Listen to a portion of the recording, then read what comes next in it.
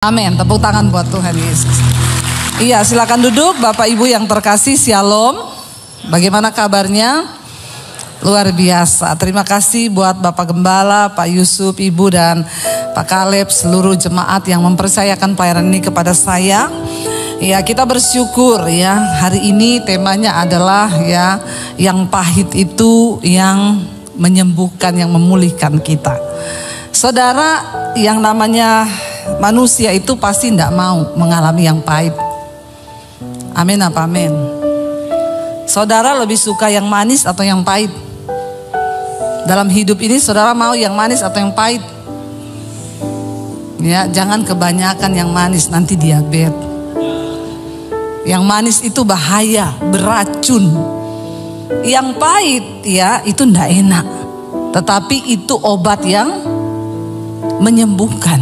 Amin. Ya, daun pepaya itu tidak enak, pahit, tapi khasiatnya banyak. Saudara makan sayur pare itu tidak enak, pahit, tapi khasiatnya banyak. Ya, bahkan obat segala macam yang pahit itu tidak enak. Saudara, di hidup ini kita pun sama, kita mau menikmati hanya yang manis-manis saja. Siapa manusia yang mau pergumulan? Siapa orang yang ingin mengalami masalah di hidupnya? Kita ingin rumah tangga kita beres, kita ingin pekerjaan kita beres, kita mau pelayanan kita beres. Dan saya yakin tidak ada satupun dari saudara yang berdoa, Tuhan halangi pekerjaanku Tuhan. Ada yang berdoa begitu? Tuhan batalkan bisnisku Tuhan. Enggak ada orang yang berdoa seperti itu. Kita semua berdoa mengharapkan yang baik yang terjadi di hidup kita.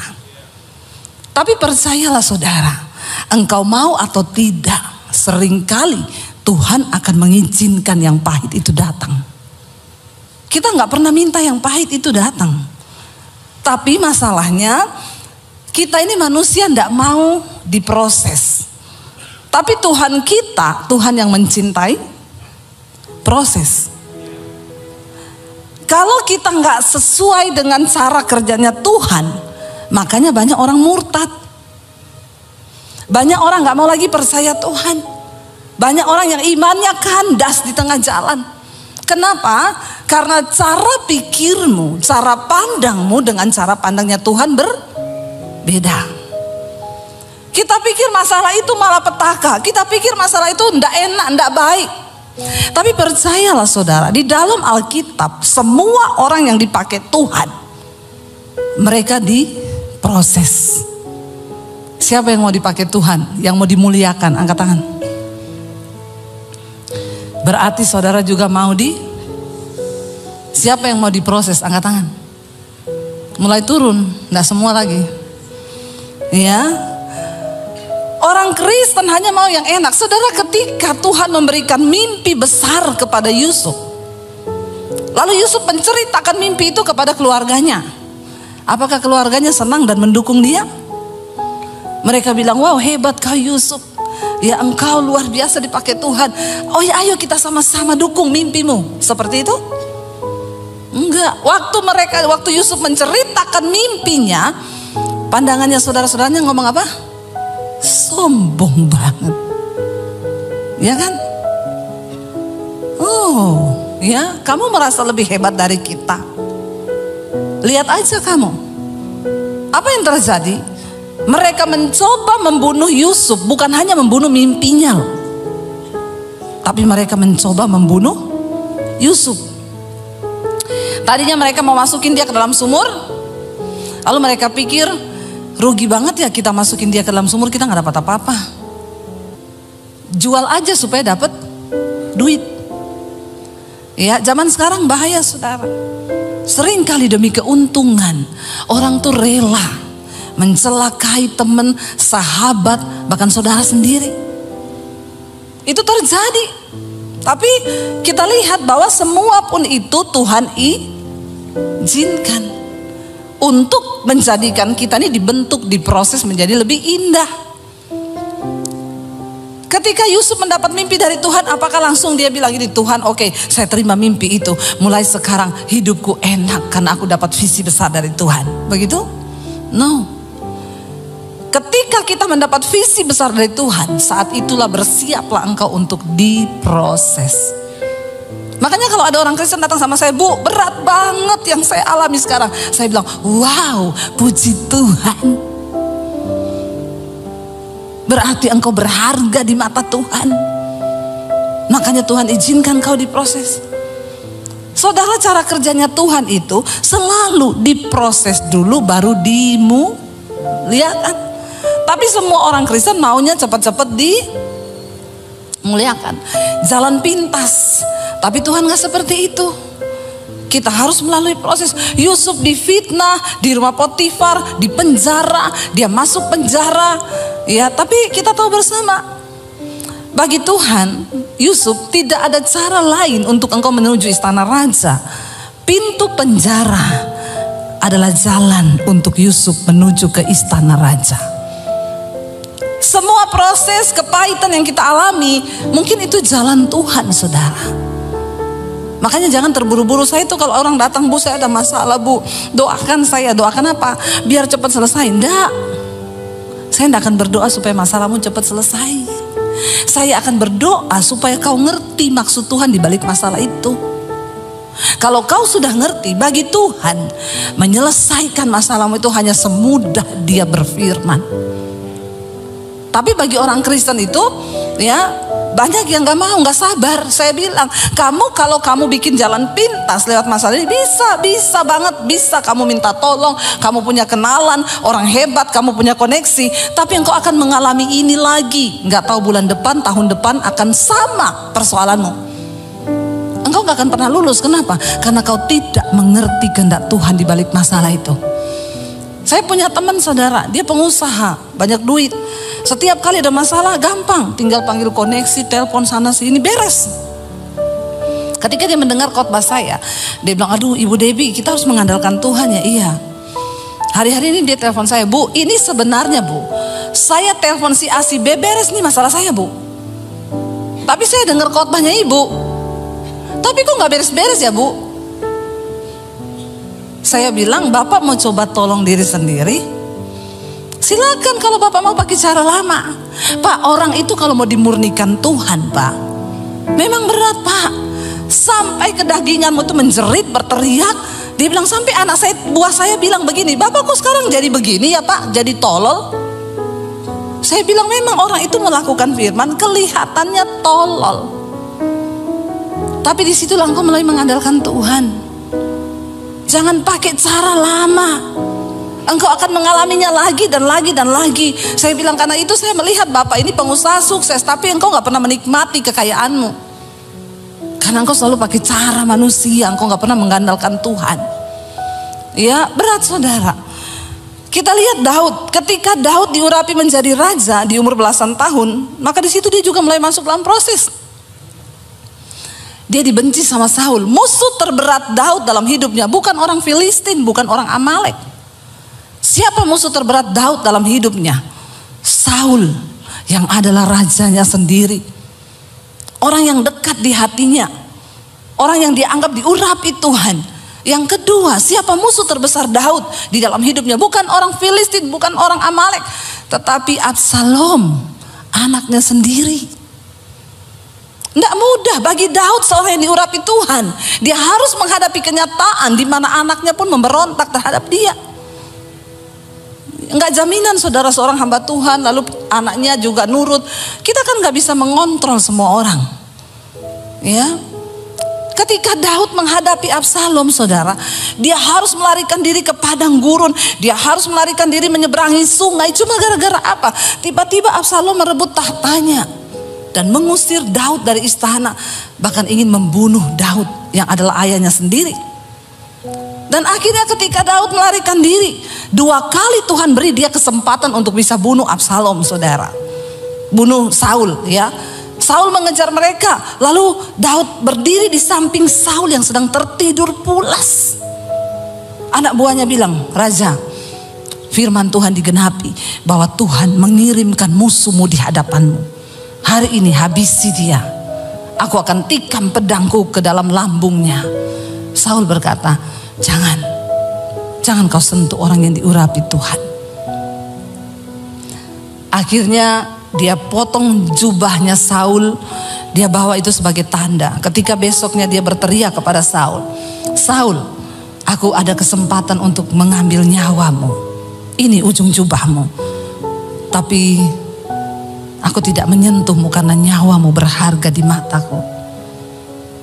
Tapi Saul tidak kapok, saudara.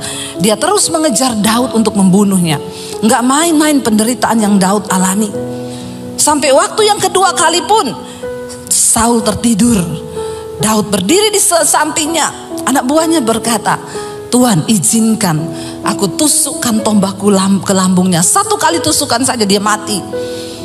Daud berkata, kalau memang Saul akan mati, maka dia akan mati karena dia menemukan ajalnya. Karena Tuhan yang mengambil nyawanya, tapi bukan tanganku yang mengambil nyawanya. Berat gak bagi Daud? Berat, dia mengalami kepahitan, dia lari meninggalkan semua kenyamanannya. Tapi ketika dia punya kesempatan untuk membunuh, dia seperti orang bodoh, saudara. Gak bisa melakukan apa-apa karena ketaatan kepada Tuhan. Kalau hari itu, hari pertama kali mereka dapat membunuh Saul, dan Daud menyuruh anak buahnya membunuh, kira-kira selesai gak masalahnya? Selesai hari itu. Daud bisa langsung dilantik menjadi raja. Tapi Daud gak melakukan itu. Sampai akhirnya Alkitab berkata, akhirnya Saul berperang melawan orang Filistin. Sementara Daud ada di persembunyian. Pada akhirnya orang Filistin mengalahkan tentara bangsa Israel. Lalu Saul ketakutan dan dia melihat semuanya dibantai mati oleh orang Filistin. Lalu Saul berkata kepada anak buahnya, tikam aku dengan pedangku, bunuh aku sebelum orang Filistin mengejarku. Karena mereka sangat-sangat bengis orang Filistin itu. Aku tidak mau dipermainkan oleh mereka. Tapi anak buahnya berkata, tidak, aku tidak akan pernah membunuh engkau tuanku raja. Dan apa yang Saul lakukan? Dia tancapkan pedangnya ke tanah, dia jatuhkan tubuhnya di atas pedangnya sendiri. Saul mati bunuh diri. Tapi bukan Daud yang membunuhnya. Saudara, ketika Daud bebas dari Saul, dia diangkat menjadi raja. Anaknya Absalom memberontak terhadap dia. Absalom mengejar Daud. Bayangkan saudara, musuh terbesar Daud bukan orang Filistin, bukan orang Amalek, tapi orang yang terdekat dengan dia. Dia lari, saudara, menyeberang sungai ke padang gurun. Daud melarikan diri dari kejaran anaknya. Dan ketika orang memaki-maki Daud, Daud cuma bilang, anak buahnya bilang, aku bantai orang itu ya raja. Kenapa dia memaki-maki engkau? Ketika Daud sedang dalam pelarian dikejar Absalom, Simei datang dan berkata, syukur kamu raja, kamu kena tulah dari Tuhan. Dasar engkau seorang dursila, engkau berhutang darah. Dia maki-maki Daud. Anak buah Daud berkata, tuanku raja, izinkan aku menyeberang ke seberang, saya penggal lehernya. Daud berkata apa? Jangan. Kalau Tuhan yang menaruh perkataan kutuk itu di mulutnya, dan memang Tuhan yang mengizinkan aku dikutuk, apa urusanmu dengan aku? Dan apa urusanmu dengan Tuhan? Daud menelan semua yang pahit itu, saudara. Sampai akhirnya pun Absalom maju untuk berperang melawan Daud dalam sebuah pertempuran. Daud berkata kepada panglimanya Yoab, pergi hadapi Absalom. Tapi satu pesanku, kalau engkau berhasil mengalahkan Absalom, jangan engkau bunuh dia dan jangan engkau apa-apakan dia. Tapi saya percaya sebagai panglima perang, Yoab itu gondok gak? Gondok. Ini Daud ini dia apa-apain orang diem aja, dia apa-apain orang goblok aja, gak mau balas. Ini anaknya ini bikin kita masalah. Saudara pikir enak malam-malam lari menyeberang sungai di tengah padang gurun, mereka harus kelaparan dan lain sebagainya, meninggalkan kenyamanan istana cuma karena satu anak yang namanya Absalom. Tapi Daud bilang, jangan kau bunuh dia, karena dialah anakku. Kenapa saya bilang itu penderitaan yang paling pahit bagi Daud? Karena itu musuh terbesarnya, tapi dia tidak tega untuk membunuhnya. Dia bisa melakukannya, tapi dia gak bisa lakukan itu. Saudara, apa yang terjadi? Akhirnya ketika mereka maju berperang, Absalom menunggangi bagalnya kudanya dengan seluruh persenjataannya. Tiba-tiba kepalanya nyangkut di pohon dan kudanya lari sendiri. Absalom kepalanya nyangkut di pohon. Ketika orang melaporkan kepada Yoab, panglimanya Daud, Absalom tergantung di pohon. Yoab datang membawa tombaknya, dia tikam lambungnya Absalom dan Absalom mati. Dan ketika Absalom mati, Daud berduka cita. Daud menangis, saudara. Ya, seharusnya itu menjadi sorak-sorai, sebuah kemenangan ketika mereka pulang berperang. Orang kalau pulang perang kan bersorak-sorai kan. Tapi ketika itu mereka masuk ke Israel, itu seperti orang yang kalah perang. Karena mereka tahu Daud berduka cita atas kemenangannya, kematian anaknya sendiri. Kemenangan berubah menjadi kesedihan. Saudara bisa bayangkan apa yang Daud alami. Saudara, pemazmur berkata begini. Mari kita buka Mazmur 73 ayat yang ke-21. Mazmur 73 ayat yang ke-21, firman Tuhan berkata begini. Kita baca bersama Mazmur 73 ya, ayat yang ke-21. Ketika hatiku pahit, ketika hatiku merasa pahit dan buah pinggangku menusuk-nusuk rasanya, aku dungu dan tidak mengerti, seperti hewan aku di dekatmu. Waktu orang itu pahit, sakit hati, mengalami tekanan, maka itu pasti akan berimbas kepada fisiknya. Itu pasti, saudara. Kalau saudara banyak masalah, ya pasti saudara mulai sakit tulang, ya itu pasti. Karena makanya Alkitab berkata hati yang gembira itu obat yang manjur. Ya, 70% penyakit fisik itu datang dari jiwa, dari hati. Ya, maka dikatakan ketika hatiku merasa pahit, buah pinggangku menusuk-nusuk rasanya.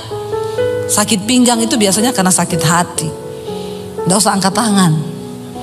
Yang sering sakit pinggang di sini, coba periksa hatimu. Ya, mungkin engkau ada kekecewaan di sana. Lepaskan pengampunan. Aku dungu dan tidak mengerti, seperti hewan aku di dekatmu. Ketika kita mengalami sesuatu yang berat di hidup ini, kadang-kadang kita ini udah nggak ngerti, bahkan mau ngapain lagi kita udah nggak tahu mau ngapain. Aku ini dungu, bodoh seperti hewan, sudah nggak bisa mikir. Saudara, saya tadi baru teleponan dengan seorang ibu, luar biasa. Ibu ini mengalami kepahitan yang bukan kepahitan yang dibuat manusia. Jadi beberapa waktu yang lalu saya pelayanan di satu kota. Dia suruh saya doakan anaknya yang menikah sudah beberapa tahun tapi belum punya anak. Jadi saya panggil anak itu, saya doakan, saya tumpang tangan perutnya. Puji Tuhan, setelah saya pulang sebulan kemudian anak itu hamil. Ya, seneng, keluarganya seneng, anaknya hamil. Ya, sebulan yang lalu dia melahirkan, saudara. Semua seneng, ya, mamanya seneng dapat cucu. Tiba-tiba ketika anaknya baru berumur 1 bulan, Kamis kemarin, anak ini meninggal. Tapi bukan bayinya, tapi mamahnya. Jadi anak dari ibu ini. Saudara bisa bayangkan, sebuah kebahagiaan tiba-tiba berubah menjadi sebuah hal yang pahit. Inilah hidup, ini hidup. Ikut Tuhan itu tidak selalu yang manis. Kita harus mempersenjatai diri kita bahwa ikut Tuhan itu bukan cuma yang enak-enak. Saya selalu berkata, saudara, kepada anak Tuhan, engkau ikut Tuhan bukan supaya engkau tidak mengalami masalah di hidupmu. Kenapa engkau harus dekat dengan Tuhan? Karena ketika engkau mengalami masalah, engkau akan beroleh kekuatan sebab engkau dekat dengan Tuhan. Jangan kau kecewa. Banyak orang datang, Bu, kenapa Tuhan, Bu? Kenapa, Bu? Saya sudah sungguh-sungguh ikut Tuhan, saya sudah begini. Saya bilang, kau itu dekat Tuhan bukan supaya hidupmu gak ada masalah. Dunia ini tempatnya masalah. Kalau saudara gak mau hadapi masalah, silakan pergi dari dunia. Iya apa iya? Makanya kalau orang datang, Bu Debbie, saya itu banyak masalah di hidup saya, kenapa nggak pernah selesai? Ibu sudah capek hidup? Ngomong, Bu, nanti saya doakan. Karena hanya di dunia orang mati tidak ada masalah. Selama kita hidup pasti ada masalah. Tapi jangan cari-cari masalah buat lo. Jangan cari masalah. Karena hidup ini kita lurus-lurus aja banyak masalah. Kemalangan orang benar itu banyak. Orang benar loh, kemalangannya banyak, saudara. Makanya jangan suka menghakimi juga. Kalau ada orang dalam masalah itu ada dosa, itu pasti ada gini. Enggak, sering kali Tuhan izinkan yang pahit. Saya ingat dulu kami satu keluarga tabrakan, saudara. Mau pelayanan ke Anyer, di mobil kita nyanyi lagu rohani loh. Ku diberi kuasa dari Raja Mulia. Suami saya nyetir, anak saya 3 di belakang, saya di depan. Saya pakai suara 1, suami suara 2, bagi suara kita di mobil. Kurang apa? Mau pergi kita berdoa loh, Tuhan sertai perjalanan kami. Segala roh maut kecelakaan kami patahkan, hancurkan dalam nama Yesus. Pas kita mau exit tol di Cilegon, itu udah mau keluar, suami saya bangunin saya, "Say, siapin uang tol." Waktu itu belum pakai kartu. Saya lagi ambil di tas begini, saya tidur, anak-anak semua tidur di belakang. Saya lagi ambil duit begini, tiba-tiba saya dengar suami saya bilang, "Tuhan Yesus tolong." Saya ini baru mau tanya, maksudnya Tuhan Yesus tolong kenapa? Tiba-tiba saudara, saya merasakan benturan yang keras sekali di mobil kami. Mobil kami terlempar, terbalik ke sebelah. Dan itu makanya kenapa kita ini harus selalu hidup kudus, saudara. Kematian itu hanya berjarak 1 detik dari hidup kita. Ngeri. Kita tuh kalau mati begitu, saudara, kita ini udah gak sempat bertobat. Waktu mobil ternyata ada bus dari belakang kami, busnya namanya laju prima, lajunya bener-bener prima. Kami ini mobil posisi berhenti di jalan tol. Memang jalan tolnya itu menurun dan berbelok begini. Posisi mobil kami itu berhenti mau bayar tol. Dia tanpa rem melaju dari atas dengan kecepatan yang sangat tinggi. Nggak sempat ngerem, jadi suami saya itu banting setir ke kanan. Di depan kami masih ada 3 mobil. Dia hantam mobil kami, pas di pojokannya mobil kami terlempar terbalik ke sebelah. Lalu dia menghantam lagi 2 mobil, tapi yang paling keras itu di mobil kami karena mobil kami yang kena pertama. Saudara, waktu mobil itu terlempar terbalik-balik begitu, saya itu udah nggak sadar. Itu kita kalau bikin dosa lalu mengalami kayak begitu, saudara nggak akan sempat ngomong, "Tuhan ampuni saya selingkuh, Tuhan ampuni saya kepahitan, Tuhan ampuni Tuhan." Nggak akan sempet, saudara. Dalam kecepatan sekian detik saya hilang, udah hilang, nggak ingat apa-apa. Cuma syok, kaget, apa ini, udah nggak sempet berpikir. Tiba-tiba saya buka mata, mobil sudah terbalik, saya kepala di bawah. Airbagnya keluar, asap semua, saya panik, saudara. Anak saya semua bangun, "Mam, kenapa ini, Mam? Kiamat, Mam, kiamat." Dia pikir kiamat, meteor jatuh. Saudara, bener. Ya saudara bisa tertawa dengan kisah saya, tapi cukup saya yang mengalami saja. Saya bilang sama Tuhan, "Tuhan jangan gini juga, keles. Saya tahu saya sering khotbah, tapi jangan terus-terusan izinkan saya yang mengalami, Tuhan." Ya cukup saya yang ngalami, saya bisa cerita sama saudara. Makanya memang pengkhotbah itu harus dia ngalami duluan. Amin. Seminggu sebelumnya rumah saya kemasukan maling. Itu kejadian, saudara tahu, hari-hari itu saya ini tiba-tiba sama Tuhan disuruh baca kitab Ayub. Tapi saya nanti aja. Akhirnya minggu itu kami kerampokan rumah kami. Semua barang yang berbau elektronik itu Apple semua hilang. Jadi kita total hampir 100 juta itu hilang. Dan gak enak banget, saudara. Kayaknya saya mau bersaksi itu ya nggak enak gitu loh. Kadang kan kita lebih enak tuh kalau bersaksi, saudara, rumah saya dimasukin maling. Lalu saya bangun pagi-pagi, tidak ada barang yang hilang dan malingnya tergantung di pagar. Kalau saya bersaksi itu kan saudara tepuk tangan dong. Ini aja udah ada yang mau tepuk tangan nih. Kayaknya kan wah banget gitu ya. Malingnya kesangkut di pagar, barangnya nggak ada yang hilang. Itu bener-bener Kristen itu.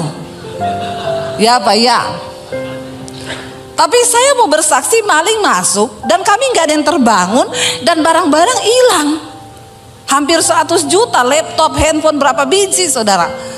Dan saya waktu itu bangun, saya bilang ini Tuhan, ini kan rumah tetangga saya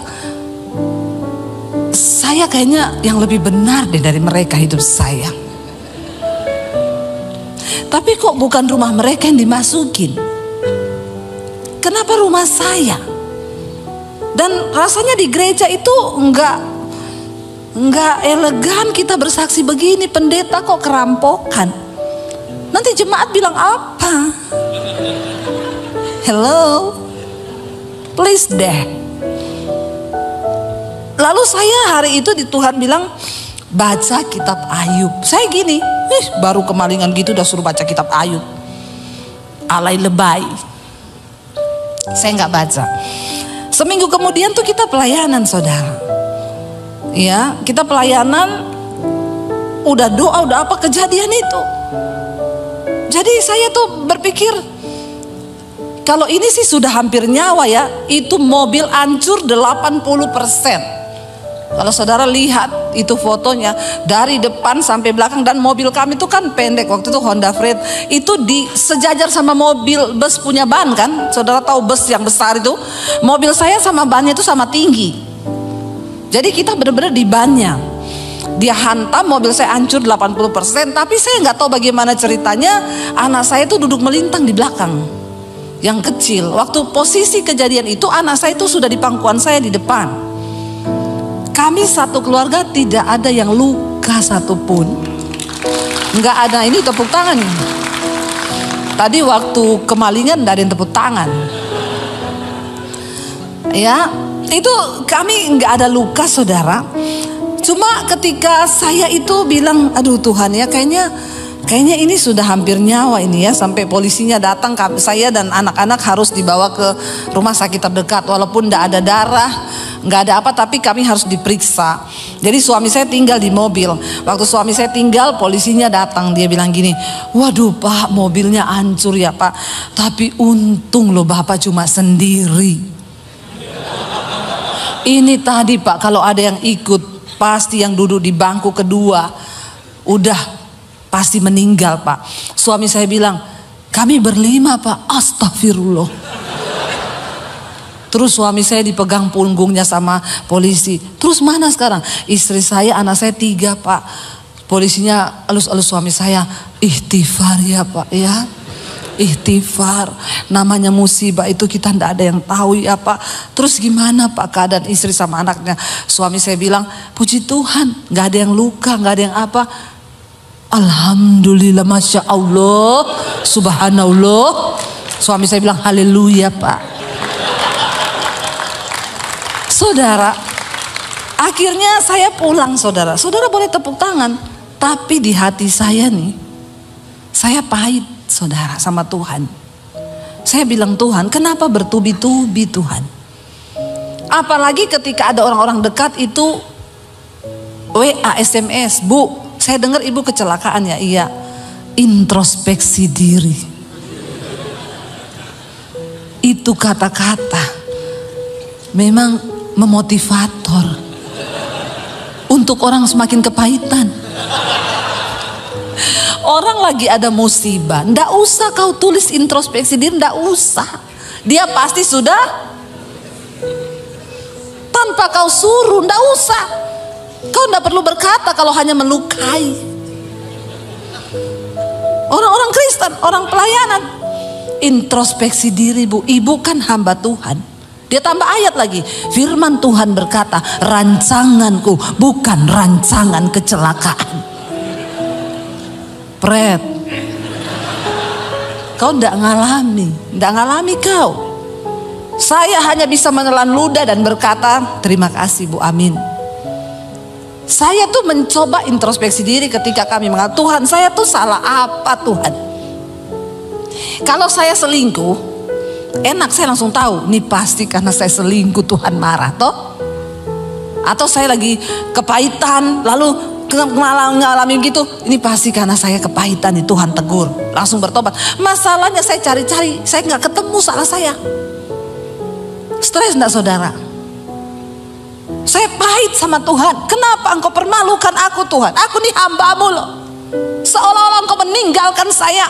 Iblis bilang, di mana Tuhanmu? Sekarang kau dicerca semua orang. Bertubi-tubi saudara yang datang.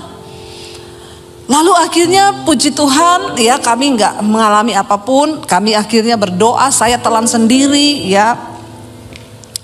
Ketika kami mengalami itu juga banyak yang menjauh, dipikir kita ini orang kena kutuk. Bertubi-tubi. Lalu puji Tuhan ya, setelah beberapa waktu Tuhan gantiin mobil kita dari yang Honda Freed, dikasih Innova yang terbaru saat itu. Nggak usah tepuk tangan. Nggak usah. Ya. Dikasih Innova yang terbaru. Itu orang yang introspeksi diri tadi yang ngomong begitu. Dia ngomong gini, dia WA saya, Bu, saya dengar ya ibu mobilnya diganti yang lebih bagus dari yang dulu ya. Ternyata ibu tabrakan tuh karena Tuhan mau ganti mobil ibu ya. Jadi saya bilang gini, ibu mau mobilnya diganti Mercy? Mau Bu, saya doakan masuk di bawah kontainer.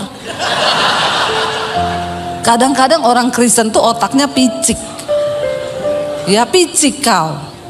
Semua hanya diukur dari berkat Tuhan. Semua hanya diukur dari sesuatu yang manis. Ada begitu banyak hal yang saya dapatkan saudara. Waktu saya baca kitab Ayub itu, akhirnya saya baca itu Ayub, saya baru tahu Tuhan, apa yang saya alami ini gak ada apa-apanya dengan apa yang Ayub alami. Saya nangis waktu itu sama Tuhan. Dan saya harus merasakan itu semua. Saudara, tadi pemazmur itu berkata, dia bilang begini, aku ini dungu seperti hewan aku di dekatmu. Tetapi ayat 23 berkata, kita baca bersama apa ayat 23 bilang, tetapi aku tetap di dekatmu, engkau memegang tangan kananku. Ayat 24 berkata, dan nasihatmu, engkau menuntun aku dengan nasihatmu, engkau menuntun aku, dan kemudian engkau mengangkat aku ke dalam kemuliaan. Walaupun pahit hari ini engkau alami, pastikan engkau tetap berada dekat dengan Tuhan. Sekalipun kau gak ngerti, aku dungu Tuhan, aku gak ngerti. Saya tadi teleponan dengan ibu yang anaknya itu meninggal. Dia nangis, saya bilang, ibu, saya turut bersimpati. Tapi Bu, jangan pernah berkata Tuhan tidak baik. Dia bilang, iya Bu Debbie, saya tidak menyadari, saya nggak nyangka terjadi seperti ini. Ibu, Tuhan baik. Iya Bu, Tuhan baik Bu. Saya banyak introspeksi diri saya Bu, saya harus lagi lebih mendekat kepada Tuhan. Banyak hal yang saya bertobat dalam hidup ini. Wow. Puji Tuhan, itu yang membuat hati saya senang karena dia nggak jauh, tidak lari menjauh. Saudara, mari kita lihat bersama, kita cepat saja Yesaya 38. Ketika Hizkia divonis mati sama Tuhan, dia sakit. Dia berkata begini saudara, Yesaya 38 ayat 15. Apakah yang akan kukatakan dan kuucapkan kepada Tuhan? Bukankah Dia yang telah melakukannya?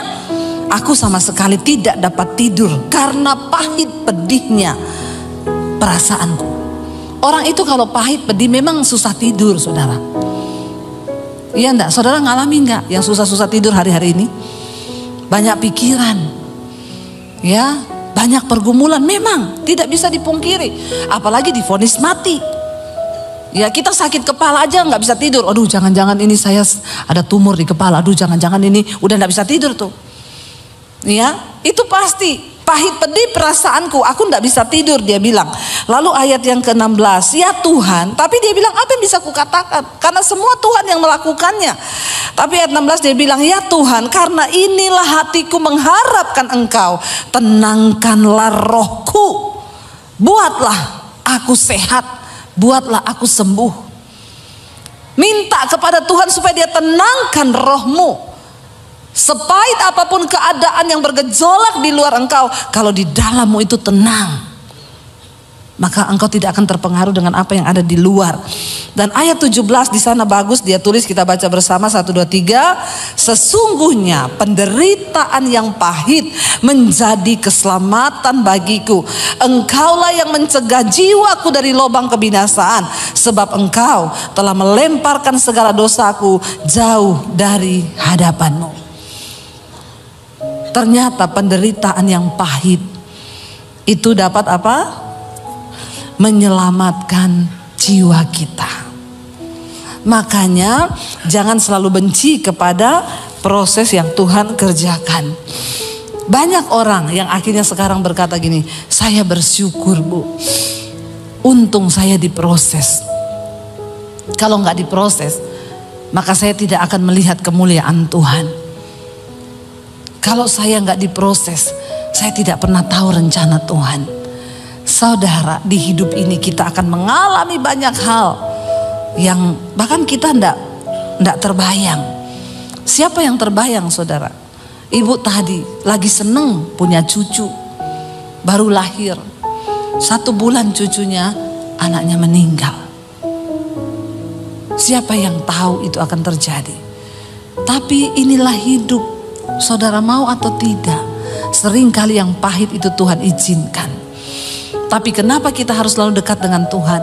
Bukan supaya kita tidak mengalami yang pahit, supaya kita beroleh kekuatan ketika Tuhan izinkan proses itu datang. Mari kita bangkit berdiri bersama. Kita mau bilang sama Tuhan, Tuhan, seringkali jalan hidup ini tidak terselami, tapi kami butuh penyertaan Tuhan dalam hidup ini, supaya yang pahit itu di dalam penyertaan Tuhan menjadi sesuatu yang menyembuhkan jiwa kami. Tolong kami tetap taat Tuhan di dalam segala perkara. Kita mau bilang di hadapan Tuhan, penyertaan-Mu sempurna Tuhan. Bahkan rancangan-Mu itu penuh damai di hidup kami. Terima kasih Yesus. Terima kasih Tuhan. Ini hidup kami Bapa.